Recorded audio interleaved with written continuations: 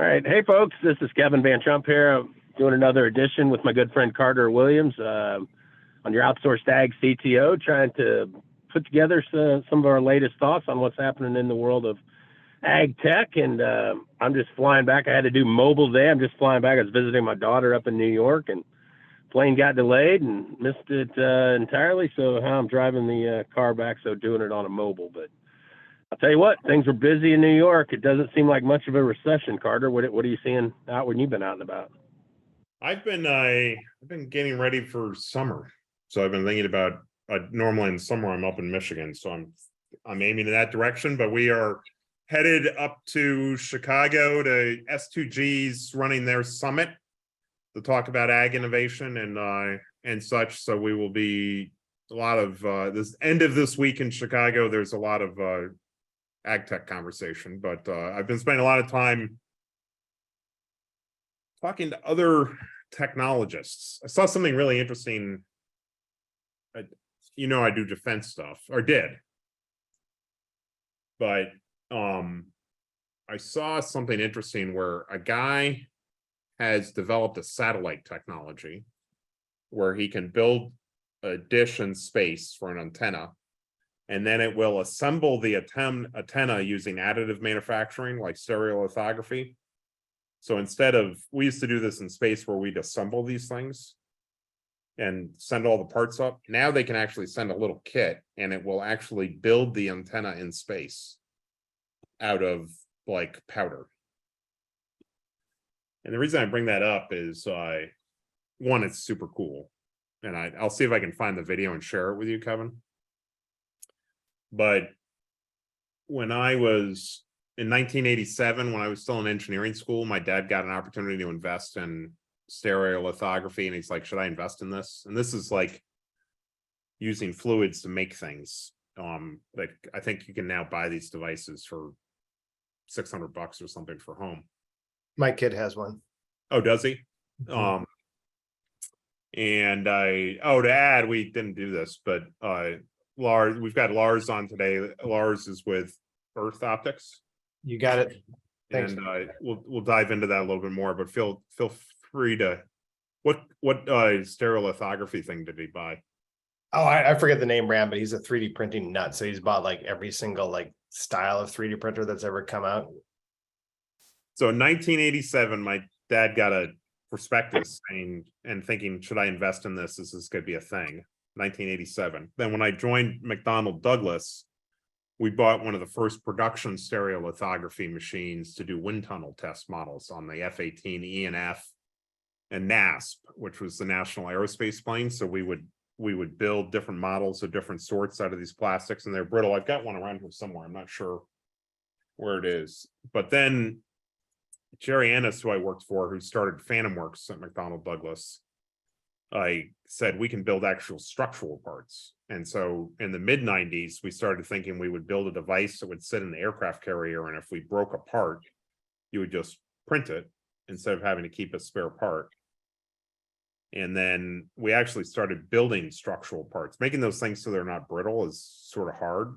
And so by the late 90s, we invented it. So a lot of things your son's probably using today were stuff we developed in the 90s that finally became commercial. And then fast forward to this thing I saw on LinkedIn. They're looking to build satellites in space where they just basically have your son's machine, but in a module in space that just builds the whole thing. So that's, call that a little more than 30 years, 35 years to go from here's a business idea of doing stereolithography to we're going to be in outer space using automation to build things out of dust. And so the reason I tell that story is if we're going to fiddle with agriculture and make agriculture better, it's not a 1-year journey. It's a 20-30 year journey. I'm just not sure where we are in that journey. Halfway through. Yeah, let's bring Lars into the conversation early, Carter. Hell, I mean, we're all invested in EarthOptics. We all like the concept. I know we've done some things with Lars in the past, so I think, hey, Lars, jump in on anything we're talking about. I was curious, Carter, what are you seeing on the economy? Just what, on that front. I'm not seeing much of a slowdown anywhere I go. We were bidding on some property and some real estate, not farm ground, but looking at some different, real estate things. And hell, there's some realtors telling us here in Kansas City and just outside the surrounding areas, they've had, some houses are still getting 30 offers, some 30% over ask, 40% over still. I mean, there's some crazy numbers happening again now that springtime's rolled out. So I'm not seeing much of a slowdown. Like I said, when we were in New York, it was crazy busy and people looked like they were spending an awful lot of money. So I don't know. I'm not sure the Fed's going to get this thing slowed down anytime soon with the last employment numbers either. What do you guys think? I'm putting one of my houses on the market. It's time to move, but the agent said that she thought it was going to sell quickly, and it's so that was nice to hear. We still got inversion, right? That's a little bit bigger, but I think that's usually a good sign that we're 6 months away from the end of a recession. We're seeing investors. We take a lot of investments, so we're seeing investors move forward, but they're cautious. I would say investors have cash and they're looking for the bottom.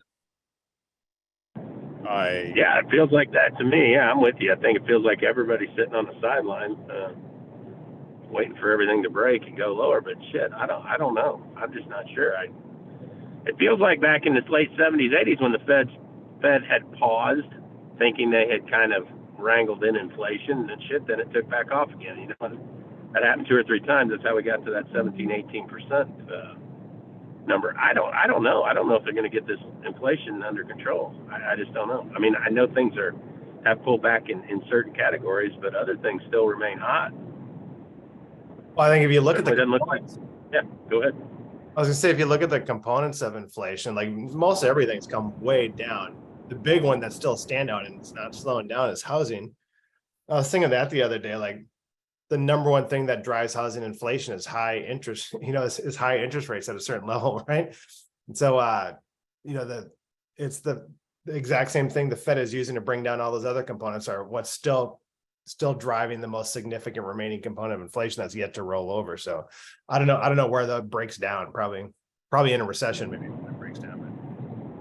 Yeah, I don't know. And I know they say like 40% or even higher of every dollar spent is tied to housing, Yeah. Whether it's remodeling a bathroom or doing a kitchen or something's tied to the housing market. So I don't know. I just don't see it. There's not nearly enough supply at the moment in housing for what you're seeing on the demand side. I know there are pockets where that's not the case, but certainly seems to be strong. And people don't. I was just listening to a guy talk up in New York. We were talking. There was a hedge fund trader guy. He was talking that a lot of people feel somewhat richer than they ever have, just because their home prices are higher than they've ever been. Their 401ks in really good shape, and now they're earning 4, 5, 6% interest in the bank. So I mean, yeah. There's some theory that people aren't going to slow down on this spending, and the Fed may have to keep ratcheting up as things move along here over the next few months. So I don't know. I was hoping I was hoping the market was right and that we were going to pause and then see the Fed start to cut rates in the next few months, but I'm not sure of that. So it's definitely I don't know whether it's true, but my dream state is that Powell will try to pull as much cash as he can out of the economy and then try to make sure that the economy is not crap as we move into the elections.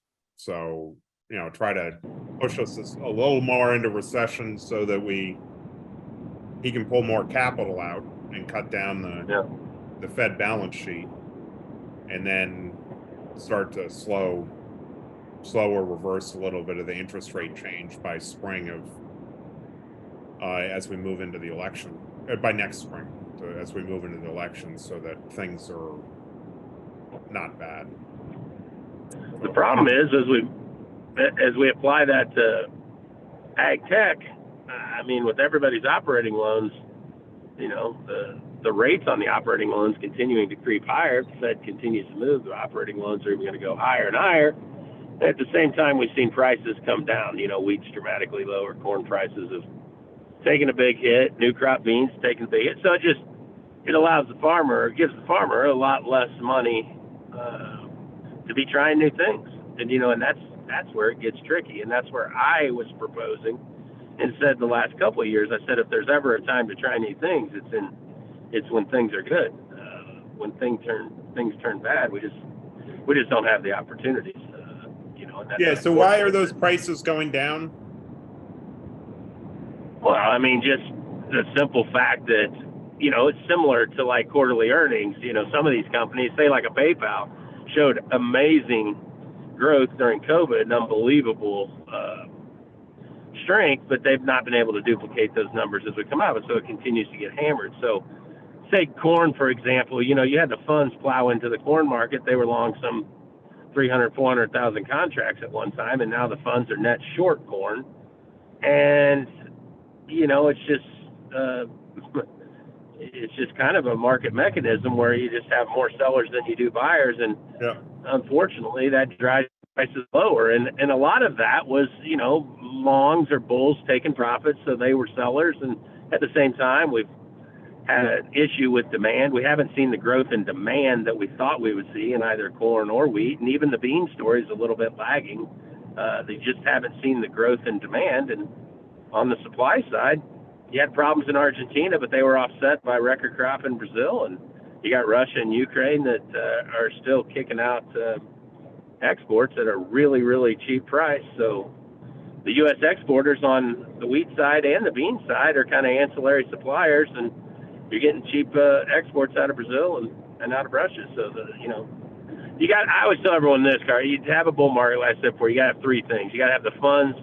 They got to want to be bullish and optimistic, the commodity market. Right now it's kind of risk off because everybody's a bit hesitant thinking we're going to have a global recession. That's why you haven't seen crude oil take off or anything. It's actually been under a little pressure. So the funds aren't really on board with a global growth story, so they're not real bullish commodities. Either then, on top of that, you need a demand story. We don't really have one right now. Growth and demand, ethanol's kind of tapered off, leveled off, nothing real exciting there. You got livestock, the cattle herd's not very big. It's actually, shrunk. You've got bird flu. You've got not a great feed number or outlook. And same type of story as you move over to some of there. So you don't have a great demand story. And on the supply side, hell, U.S. weather looks pretty cooperative. We're off to a great start, and we'll see how things go. But, so just with prices being as high as they were, you got to continually, in those big bull markets got to be fed regularly. Big bulls like to eat all the time. We just haven't had the bullish headlines to keep a bull fed, big bull fed. So, we're kind of drifting back, and just feels like lower highs and lower lows. So that is a worry on the ag tech adoption front, because as we all know, if the farmers end up being underwater and farming with prices that are below profitability, it's going to be tough to get adoption on new things. And I know that may be not the right thinking, but that's actually what ends up happening. And for everyone on the call, I've traded throughout my life more times with the cost of corn, beans, or wheat being below the cost of production more than it's been above the cost of production, just to let everyone know. So, I mean, it's a tricky dynamic. And Lars, how are you guys? How do you approach that when you see times get tough and, maybe the farmer starts, because we have some guys saying if new crop corn falls, a whole lot further, or new crop beans, they're going to be, underwater a little bit below the cost of production. So. Yeah, I'd say, so we certainly haven't seen that yet. We're a little bit insulated because we probably do maybe 25% of our business direct with growers and ranchers. The rest of it's through large, multinational ag firms that are including us in some larger thing that they're doing, or we're part of some sustainability project or effort being funded by a, consumer packaged good company or a food retailer. So 75% of our business is pretty insulated from that. And usually we're participating on the side that's providing new dollars through some sort of sustainability or carbon program to the grower. But on that 25%, we haven't seen a slowdown yet, but that certainly might happen. And is that market growing in terms of premium? The sustainability side, or Yeah. oh yeah, I mean that's probably our number one driver for growth, and it's not just measurement of carbon. We've kind of branded some of the stuff we do as actually the where we've got the most traction is providing data in the form of KPIs to a food company who's trying to source ingredients that are meeting certain criteria. And they've made some big commitment, often around carbon, but not exclusively. Some of them made big, sustainability or regenerative commitments. We're like, hey, we're going to buy, 1 million acres worth of regeneratively grown corn. So we're the ones that come in and say, well, whether it was or was not regeneratively grown corn or not by making the soil measurements as part of the program. But then I think where we get the best traction is we've always been grower and rancher focused in everything we do. So we usually try to convince the funders of those programs like, hey, let us provide not only the data for your program, we'll provide maps back to the growers. It's usually gonna be new data sets that they haven't got before. But why don't you also have us do things like compaction mapping for them, and why don't you just throw it in for them? And so I think that usually makes us pretty popular with the growers. They get a whole bunch of brand new data sets, in many cases for free, some cases at a dramatic discount, subsidized by the company we're working with. But it actually makes those sustainability programs a lot stickier too, because the grower starts getting used to data that's valuable to him or her, like compaction mapping that they hadn't been getting from any other. So I want you to sort of dive into what you do very specifically in a moment, but I want to follow this point for a second. So as you think through those producers, those growers that have chosen this path, what's convinced them? To be honest with you, in the early days, is trying something new revenue dollars. They're not huge, but they're usually, the neighborhood $20-30 per acre to participate in some program. Maybe for some of them, they were already. I'm gonna interrupt one more time. Sorry. And in the context of, you've probably got some that were like, I'm gonna do this, whatever. Yeah. And they did it. But those ones that calculated it and sort of said, I'm gonna take this step and then I'm gonna take another step. I mean, it helped. One of the things in terms of people listening is like, I'm not positive how to make this decision. So like, what have you learned in this process from people that are making this decision that's hard? Yeah, I think a lot of them people who are on the fence, they start with some of their fields, right? So they'll put in 20%. Like 500 acres or 1,000 acres or something. Yeah, something like 10 to 20% of their acres. They'll put it in a program to start trying out. And to be honest with you, in general, when I speak with them, their primary motivation wasn't the $15 to $25 that they're getting, but that doesn't hurt. It's mostly start learning. So they're trying to figure out, where can they play in these new markets as and if they evolve. I think that's the primary current motivation. And who teaches them? Where do they go to get that information? I think the peer participation in the program is where they're learning, so some of them, they're getting information from us in terms of how the various programs are working. But I think this just the sheer fact of participating in the program under, talking with the reps from whatever companies, talking with EarthOptics, in terms of what are people paying for, why, where do they see those markets going, what's involved, how long do they have to commit for? That's probably the biggest one. That the biggest impediment to participation is long-term 5-10 year commitments involved in some of these programs. Luckily, there's a lot of new programs coming out where that's not the case. And what's the over under on the people that you've done this for a few years? Yep. So what's the over under on the people who say, I did 20%, now I'm gonna do 40, or I did 20%, I'm stopping, or I'm doing 20%, I'm going back? Statistics is small numbers because so few programs have been going on for a few years, for 3 years. Most of them just started last year. But I'd say the trend is to growth. Very few people are, there's a small number that opt out. They say like, no, not for me. It was a hassle. I'm not going to do it. I'd say that's probably about 10%, and the majority stay the same. They don't make a decision after a year, but there's probably a good 20-30% that up their acres and the various programs. What are they seeing that? I think just seeing it wasn't a big hassle. And hopefully in some cases they like the data they're getting from us, and they were only getting it on the fields or participating like, hey, I want this on everything. I think that's a small contributor. In other regards, like, yeah, this wasn't a big hassle, and who doesn't want an extra $20 an acre for not having to do too much extra work? So it takes some of the fear, uncertainty, doubt out of the equation, and it's not, they can step their way into it without like, I think that's the world upside down. I think that's a big part of it. Could you help everybody just understand very specifically what EarthOptics does? Yeah, we're a soil mapping company with an emphasis on mapping.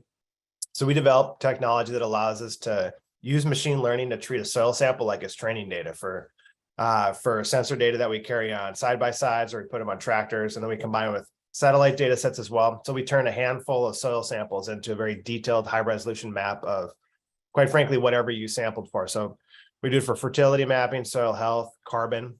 We pioneered higher density, high resolution compaction mapping, which you really can't get from anybody else. People use that for making smart tillage decisions, and usually saving quite a bit of money on tillage. We're working on doing using the same technology on some of the more high cost biological mapping that various companies are offering. So we're working with several of them to use our kind of mapping platform as the way they present some of these biological tests. And some of those tests can run $300-400 a piece on some of these DNA tests that some companies are doing. So that our ability to dramatically reduce the number of soil samples you need to make maps, obviously has the more expensive test is the better. So let me dive in a little bit deeper. So you use ground penetrating radar for the most part? Yep, and electromagnetic induction, or EMI. I think people are Which is a sort of a sensor that's attached to the equipment and is running, in a sense, passively. I mean, you're going over the field, it's keeping track of everything. Yep, absolutely. I mean, EMI is really, it's a metal detector is really what it is. So you got an equivalent of a very expensive metal detector and a ground penetrating radar mounted on the tractor, the side by side, and that's interrogating and scanning the soil down to, about 3 feet or so. We don't usually use all 3 feet of that. We usually use the top foot of data that's relevant. And this is sort of a catalog item with CNH, or the CNH guys are really do this a lot, and other people it's sort of a it's a catalog item. If you've got a CNH tractor, if you've got an Ecola Tiger tillage system with Soil Command, you can upload one of our maps. What's it cost for the grower to start doing this? It's about $3 an acre. It's less if you're getting fertility mapping from us or carbon mapping from us. It's usually about $1 add-on. And it's a software as a service kind of model. They don't have to pay for the hardware. Don't have to pay for anything. They just get the data they need to make their decisions. And do they need any special data services or anything like that, or is it most operations that tractor comes home and offloads? Yep. No special data services needed. How many producers do you have? Growers? Oh, I mean, that's a great question. We probably have about, including that we work with directly and through our partners, probably about 10,000 different producers all throughout the country and a little bit internationally.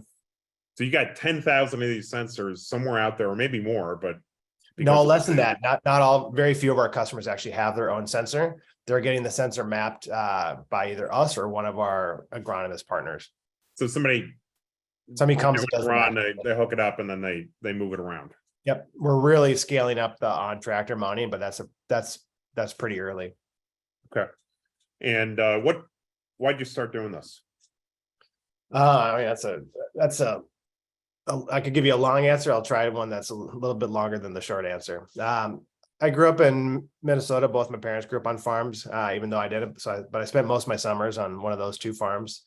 So I was interested in getting involved in agriculture for a while. I'm a space physicist by training, kind of split my career in 2 halves. First half doing basic research in earth and space science.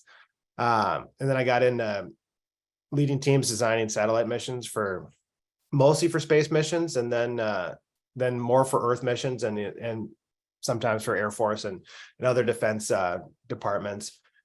And then I made the switch over. I really want to get involved in technology entrepreneurship. So I kind of left that behind. And this is now the 3rd company that I've either started or run in the last 16 or so years. So I'm still using a lot of the skills that I learned as a scientist, and some of the technologies that I was interested in then are the ones that I'm applying now. But it's been kind of a slow transition from working in space physics to now measuring the soil. But my wife teases me that I can't possibly get any lower in my career. I started out in the stars and now I'm underground. So, well, is it equally complex, or what's more complex about it?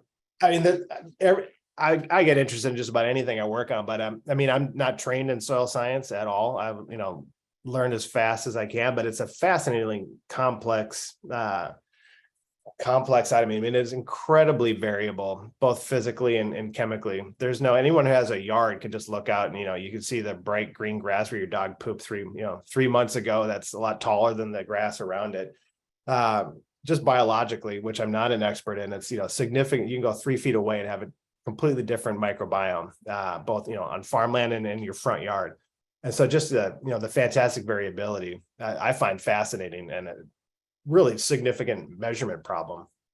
I think on the sustainability side, I got really interested about 10 years ago because I'm not an expert in carbon cycle either, but I was leading a team designing a satellite mission to measure global carbon cycle. And they showed me that standard chart that folks show that shows, humans burn about 18 billion tons of carbon every year in the form of fossil fuels. And then it shows that, like 450 billion tons of carbon going into the soil and terrestrial biosphere and about 444 coming out. And I was like, whoa, wait, let me get this straight. Like there's more going in than coming out. It's like humans burn 18 billion tons of carbon every year, but there's only 9 that show up in the atmosphere. The rest, I was like, where's the rest go? And the science told me, well, it goes in the terrestrial biosphere and the ocean biosphere. Then I was like, well, yeah, but like where precisely does it go?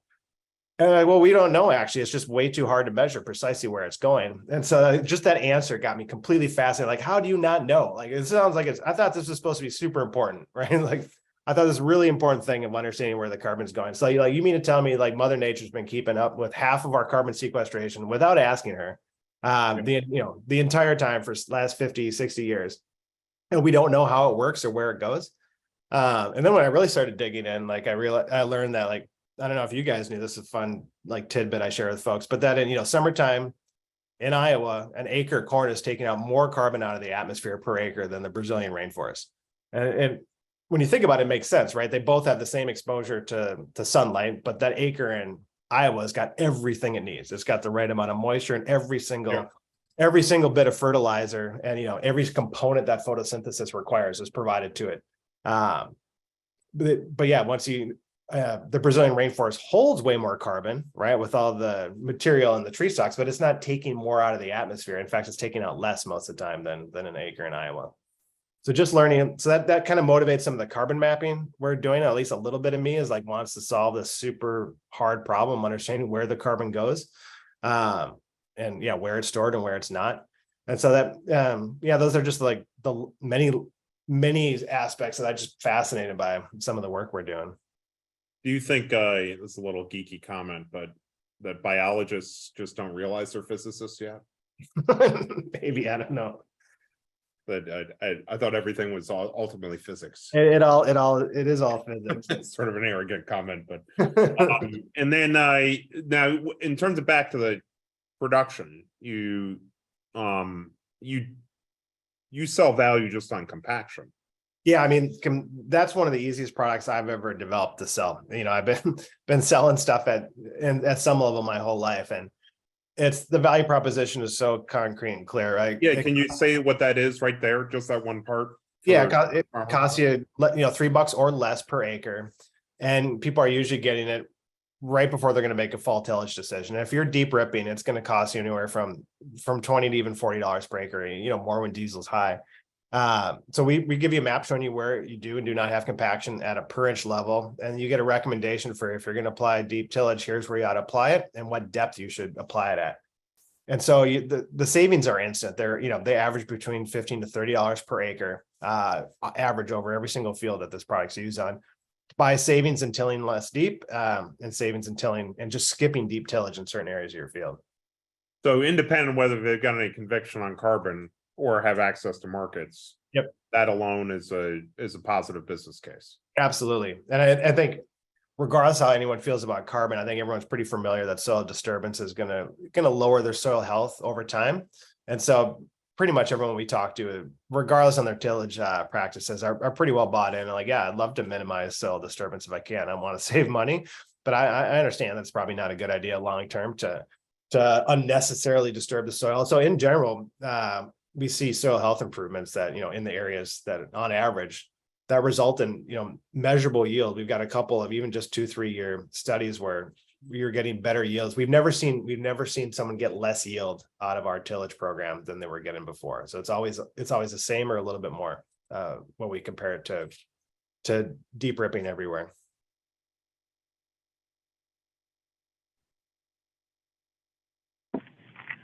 Carter?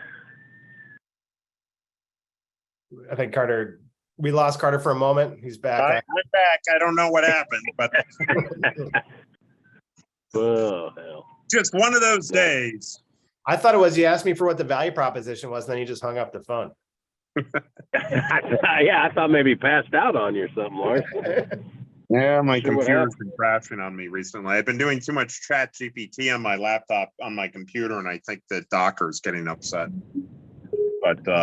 But anyway, yeah, Kevin, why don't you jump in? I was sort of walking over. No, to you. yeah. Speaking of the, no, you're not at all. Speaking of the Chat GTP, I mean, what are we seeing? I saw FBN's rolling out their norm, or has rolled out norm, or whatever on the agronomy side. Do you guys doing anything, Lars, or do you have any future plans to do anything with any of the AI technology, or is it already being utilized to some degree? No, I mean, I'm a big machine learning person. I've been developing machine learning products for now over 10 years. We use machine learning to make our maps. Obviously, that's, it's a lot more simplistic than the generative AI that you're getting, that, that will make pictures for you, or that Chat GPT uses. But we're as excited as everybody else from the technology, and we're scouring all the different ways that we plan on using it. We use it today already.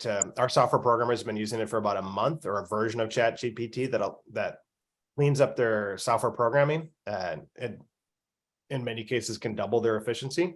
So that's probably bad news for people. Say it's bad news for software programmers, but the truth is you never get less programmers. You just want more stuff out of them, right? Yeah. Like, I've never seen automation result in less hiring, to be honest with you. I always thought it would. And then the longer I've been in automation fields, like, not the unemployment's at as low as it's ever been, and it keeps on getting lower. So, like, as soon as we automate something, we just want more. We never want, right? We never are okay with what we got. So I'm sure we'll continue to hire software programmers. We'll just expect them to produce twice as much as they did before. But we're looking at some, really interesting things, how we can use it. Like, one of the things we're going to launch, I think, as a fun, just little demonstration, is people are so confused by the carbon programs and carbon markets. We're pulling in, the thousands of pages of, I don't know if you guys have ever read a carbon registry, like, protocol requirement, but we're talking like 500-600 pages in many cases of just confusing language on, what's where, what's allowed. And so we're working on training a Chat GPT like model, so you can just ask it simple questions and it will answer you and so you don't have to wade through these hundreds of pages of really confusing documentation. I mean, I tried it yesterday. When you think, like, at the high level, I worry that might scare some people, but when you get data, you go from data, an agronomist turns that data combines with localized knowledge, and then turns it into a recommendation. I think, we're probably not a horribly long way from the future. And, we're working around the edges of this already on how can we turn data, training a tool like ChatGPT on what's worked. How can you weight, like, high yields with the recommendation that was made prior to the growing season, weight the ones that worked out really well, and then just train these generative AIs to make human language recommendations on what to do. So you just upload your data files, and it'll give you natural language recommendation on what you ought to be doing for fertility and for planting. That's going to be coming. We're working on that ourselves at the very earliest stages, and so I think that's just one of the many examples people will come up with on how this is going to kind of transform what we're doing in agronomy and farming. Hey, Kevin, to build on this, what we've been looking at, I think you saw an early version of this. We took all the 4,000 companies we've looked at and loaded them. We did this about a year ago, Lars. Loaded them into OpenAI to create. Internally, we've got a Slack channel where we can sort of probe back through those 4,000 companies. We took all the Zoom calls and all their pitch decks and all that information and loaded it in. And the thing we've been thinking about is, can we then extend that to our portfolio companies like you? So EarthOptics is one of our portfolio companies. And then can we team up with Benson and Bex, who've got practices data? And can we provide a utility to early adopters, farmers, where they can say, I think want to do regenerative. How do I think through this problem? What things I should be looking for, and connect. At our level, we're thinking, like, connect people in the network to sort of say, have ChatGPT say, hey, based on what you're asking for, you really should talk to EarthOptics, and then use to facilitate that connection into to speed up the adoption of new technology, so that people can more easily talk to talk to it and sort of get a thought of it without being sold to. No, that sounds very similar to what we're trying to do with the carbon, the carbon training we're doing right now, where you can ask it simple questions like, hey, I want to join a carbon program. And then I can say, well, are you willing to do a long-term commitment? If you say no, it will then constrain to the ones that might better work for you. Yeah. There's those are like almost the easy things in terms of these things are so almost readily equipped to handle these type of problems. It's fascinating stuff. Well, it's something we often talk about when we think about ag tech, and Kevin, this gets a little bit to the adoption phase, and it gets into the who's adopting. You said, Lars, that people are realizing this is not as complex as they thought it might be. And I think with any new technology, it's true that people are slow to adopt the technology because it's hard to know what they don't know. Right. And so I think it's important from a technology standpoint, and we say this to all of our startups, is make it easier for people to adopt. Maybe more important than coming up with newer technology. I mean, it's farmers have a lot on their mind and they don't need more confusion. No, I mean, that's what I think this technology is going to be huge for farmers, because it just takes some of that, like you said, that not knowing what you don't know, it takes some of the perceived hurdles out of it, and being able to just use natural language to ask questions and get simple natural language answers, I think is going to make a lot of things in ag tech a lot better. Yeah. I mean, one analogy there. Oh, go ahead. Yeah. No, I was just saying, how long, crazy question. I mean, how long before the agronomist job's in trouble? Well, again, I don't even know if the agronomist jobs would be in trouble. We'll just be asking a lot more of them, right? So, I mean, somebody's still going to have to be, figure out how to load this data in, configure it, maybe probably even make sure the farmer's data is being kept private and not being shared completely everywhere else. I suspect, just like I mentioned with the software programmers, I don't know if the agronomist job is at risk of that. Now they just become the guide on how to use this technology most effectively. And we're just expecting way more from our agronomists. I've seen the jump from 3.5 to 4.0 or whatever it is on the chat GTP, on the, I don't know what the latest one they're working on now, 4.5, but I've seen the jump was massively significant in what type of scripts were put out by the AI, and they were, tons more accurate. I seen did you see that, Carter, where it showed what the test scores were for like the LSAT or the bar or any of the other bigger, tests, the MCAT or whatever it may be.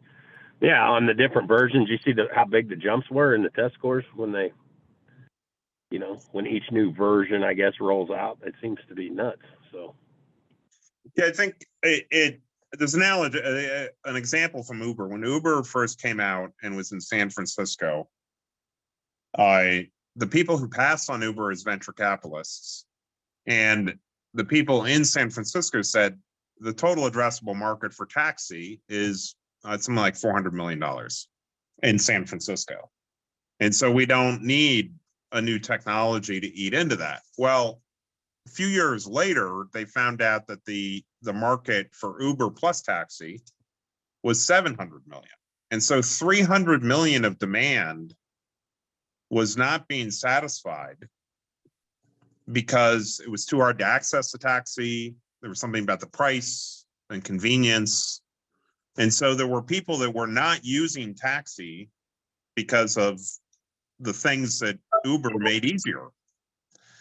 And I think that where somebody like a Kip Tom is using absolutely the best central casting agronomist, giving him the best advantage on his acreage, other farmers don't have that kind of access. And to Lars' comment here, I think that all of a sudden you're going to normalize that capability so that more people have access to the very best of the solutions.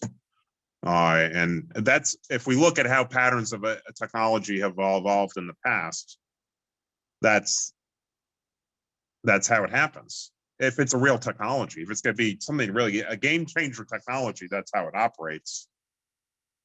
And Lars' comment about, he said, hey, it's making programmers better. That's like what's referred to as Copilot is one of those products where I'm trying to code this and it gives you the Python code, and a similar way, just like it's writing code for you, it could write agronomy scripts. It could write other procedures, standard operating procedures.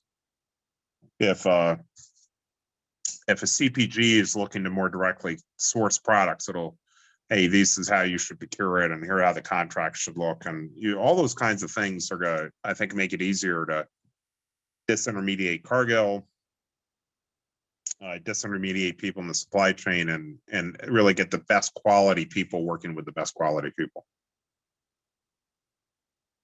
Oh, no doubt. It's exciting. And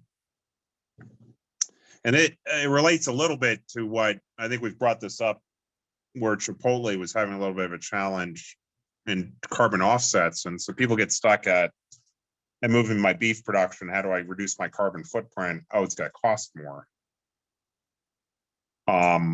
Where I think Travis Potter had suggested that they changed the feed conversion ratio on some of the beef, and they produce beef that maybe had less fat, which isn't important to Chipotle because they're not building steaks for a steakhouse. And so I think some of the opportunities where people are concerned about compaction and climate, that actually, if we do this correctly, we're going to find that there's waste in the system. Yeah. And you can produce a better quality product for less with more profitability, and at the same time you're probably reduce the climate impact, just which might be I'm using less nitrogen, or I'm, a bunch of things that actually help your input costs. That's visible once you increase the visibility by having these tools. I think one of the points that we're kind of zeroing in on here, and which kind of just occurred to me while we've been talking live, is probably one of the most, from a tech investor standpoint, one of the most impactful things that chat GPTs of the world might be enabling is just dramatically compressing that adoption curve, right? I mean, yeah, a new technology, it enables a new best practice that gets established through early adopters, right? And then it's a very long time usually, and that's the slow part, is all people decision making, right? People's evaluation of changing to a new best practice. But like, if we can make that process really easy through natural language chat GPT like interfaces, where you can just ask simple questions like, hey, what's the best thing for me to do for me to maximize both my yield and my carbon credit value, and then the computer can just tell you with a tailored for you recommendation based upon what the actual relevant best practices from real data and from relevant farms. Like, you could get, you can get new practice, new technology adoption happening almost instantaneously, instead of having to wait these, 10, 20-year cycles that it often takes in many industries to adopt new practices. Yeah, I think and this, you and I need to catch up on this, because I think I'd like to figure out maybe how to, for the farmer, give them some commonality of entry point where they can maybe access multiples of these language models to sort of answer it, so that they can get some commonality of thought, and that it remembers the questions that they've asked, and some persistence, and a few things like that. If we can figure out how to do that, it may help the adoption curve of this entire process.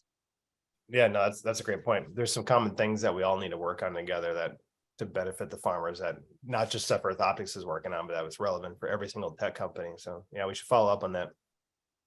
And Kevin, the thing that worries me is that sometimes these technologies seem too hard for people, when the lesson is, once they start adopting it, they're like, oh, wait a second, this is a lot simpler than I thought. It's not always the case, but there's no reason to have this technology have slow adoption when actually it's easier. And I'm not sure how to sort that out, but the feedback from I would agree. I mean, I think it just takes, in general, farmers, like I've always said, are secondary loop observers, and I think you have to have certain, brand ambassadors or certain people out in rural America that are respected farmers, like you mentioned, Kip Tomer, you mentioned there's many, many other, great farmers and great producers in every region and every county.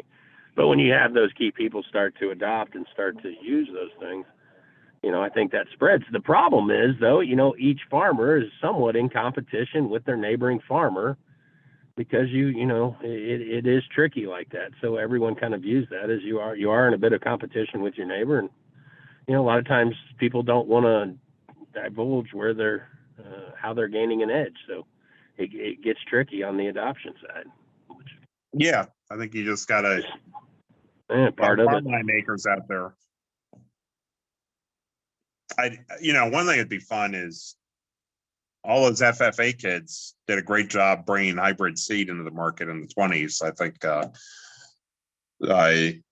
more than enough of them have enough capability to get on GitHub and download GPT interfaces and build out large language models. So it'd be fun to sort of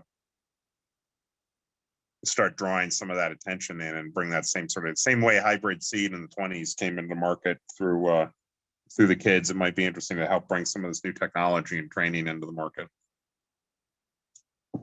Yeah, I would agree. I think that's where it'll probably start. Kids bringing it home, talking to their dad about it, and showing them how they're using those tools to make better decisions. So yeah, cool. Lars, I know you got a meeting coming up, and we got one. You want to tell everyone how they can check you out further? Or yeah, where do they go to learn more? Absolutely, go to earthoptics.com. We make it easy to spell and find, and yeah, click on the links, and we've got a range of emails that you can click on there and phone numbers to give us a call to get in touch with us. Heck yeah, cool. If you're ever bored, you got anything else? Follow us on we got a great Instagram feed too. People should follow us. All our techs we got a photo contest every week. The tech who takes the best photo every week gets I think $50 or something like that. So they keep us with cool. a great set of photos for our Instagram page. So you watch these guys at work all throughout the country, all throughout the world in some cases. Great. So Kevin, I'll put perfect. a plug in for the fund again. Can I do that? Yeah, hell yeah. Yeah. So people keep signing up for the Ag Tech Fund that Kevin and I are working on together. You can download the app on iSelect Fund on either go to our website or download it on Apple or Android. We had somebody sign up who's a doctor in Iowa who said he all of his patients are dealing with metabolic disease and having a hard time and fighting sort of the CPG companies on what they eat. And he loves the idea that he can invest in the kind of technologies that might make it easier for farmers to make more profit, to use better technology and maybe improve the food system, more protein dense. And he also farms 5,000 acres on the side, which I thought was a hell of a thing to do just on the side, and has about 500 head of cattle. And so it's sort of neat to think that, he's out there taking care of people, he's out there growing, and he's thinking about how to get closer to the technology to make better decisions that both increase his own profitability and also help his patients. So that's sort of a lesson learned so far with one of the people that signed up with us recently in the fund. Yeah, I think it's great. I mean, I'm excited. I think we're doing good things for everyone. I think it's a win-win on all fronts, like you said. I think trying to help, gain better adoption just by the, bringing this to the forefront, allowing people to invest the way some of the higher level people invest, and a lot of people in rural America don't get that chance to be early in some of these things. So yeah, I see it as a win-win across the board. So I hope others are as well. Yeah, there are a lot of people across the world that seem to be getting stuck in how to get forward in life, but we have a lot of people who pay attention to ag tech who wake up every day and go build something, and they really can't not do it. And so if we can help make that a little bit better, that's what we're trying to do. Yeah, and I appreciate you guys over there and your team that you guys have for allowing us to be a part of it and kind of look behind the curtains and allowing other people to do the same. So yeah, thanks again. Yeah. Thanks, Kevin.